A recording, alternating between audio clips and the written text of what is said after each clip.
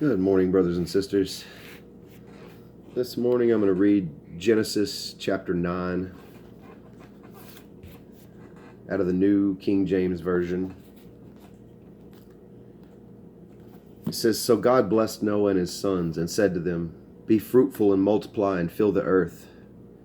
And the fear of you and the dread of you shall be on every beast of the earth, on every bird of the air, and all that move on the earth, and on all the flesh of the sea. They are given into your hand. Every moving thing that lives shall be food for you. I have given you all things, even as the green herbs.'" I've got to stop right there because this really indicates that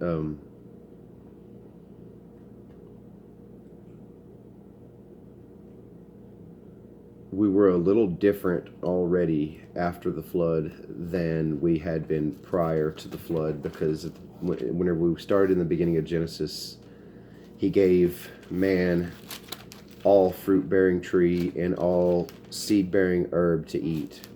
And now, as soon as the flood is over, he gave what to man to eat? He said, every moving thing that lives shall be food for you. I have given you all things, even as the green herbs. It says, "But you shall not eat flesh with its life, that is, its blood.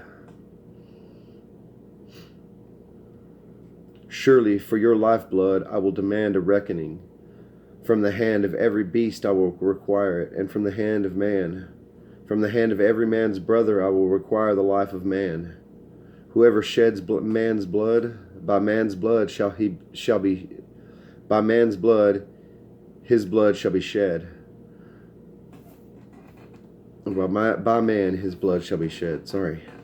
For in the image of God he made man. And as for you, be fruitful and multiply, bring forth abundantly in the earth, and multiply in it." Then God spoke to Noah and to his sons with him, saying, "And as for me, behold, I establish my covenant with you, and with your descendants after you, and with every living creature that is with you, the birds, the cattle, and every beast of the earth with you, of all that go out of the ark, every beast of the earth. Thus I establish my covenant with you. Never again shall all flesh be cut off by the waters of the flood.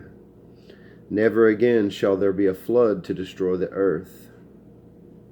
And God said, "This is the sign of the covenant which I make between me and you, and every living creature that is with you, for perpetual generations.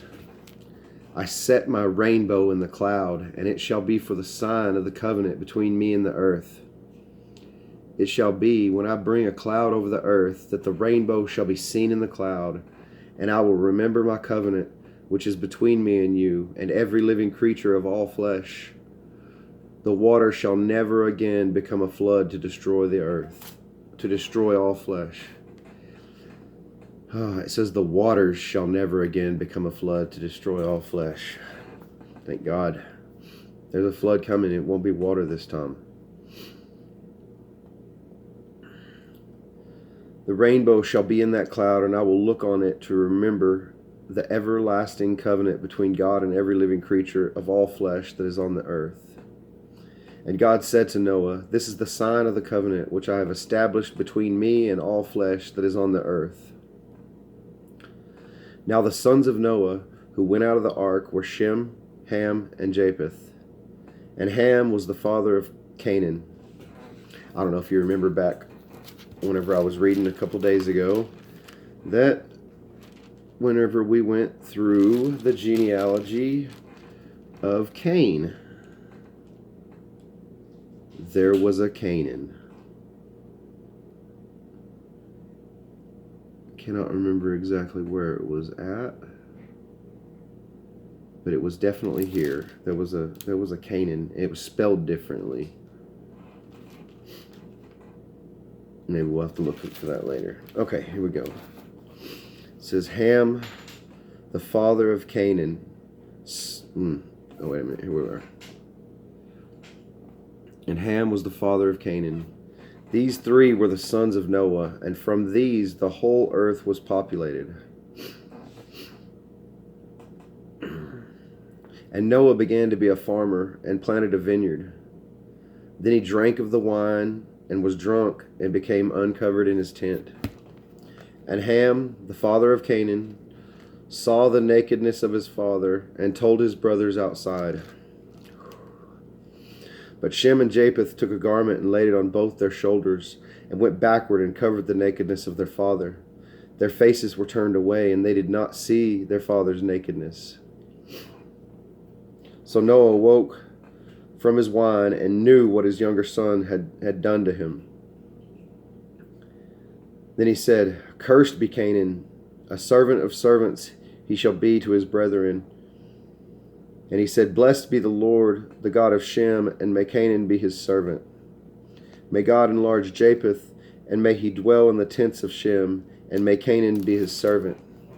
And Noah lived after the flood 350 years. So all the days of Noah were 950 years, and he died. All right, I'm going back to right here where it says, And Noah began to be a farmer, and he planted a vineyard. Then he drank of the wine and was drunk and became uncovered in his tent. And Ham, the father of Canaan, saw the nakedness of his father. This is probably not a very good translation if you want to get down to it. It's okay, just going to be honest. Okay, let's just go through it in our day and age. How many men in the chat and have seen their father, their dad in this world naked? Like, almost everyone has. Just, you know what I'm saying? It's just a normal thing, okay? Seeing someone's father is not a crime of punishable happenings. But if you go back and look into some of these words and realize that the nakedness of a man is his wife, and to see, the word they use to see would be to have sexual relations with his wife. So if you break this down, Noah got drunk, him and his wife, because they're one, remember? And his children saw, and Ham saw the nakedness of his father, or his own mother naked, and went in and had sex with her, and then told his brothers outside. He's like, hey, look what I did. But Shem and Japheth took a garment and laid it on both their shoulders and went backwards and covered the nakedness of their father. And their faces were turned away, and they did not see their father's nakedness. They did not go and have relations with their father's wife. That is horrible. But once you realize that what actually happened here, you realize the depth of the punishment and the curse that Noah put on his own son, and the reason for it. I mean, if you just read it without getting any of the background, there's not real reason for it. I'm just saying, to visually see someone naked is not a sin technically, as far as that goes. But to go in and I don't know, with flesh of one flesh, Noah's nakedness was his wife. I just want to say that that's a horrible, horrible thing that they did, or that Ham did.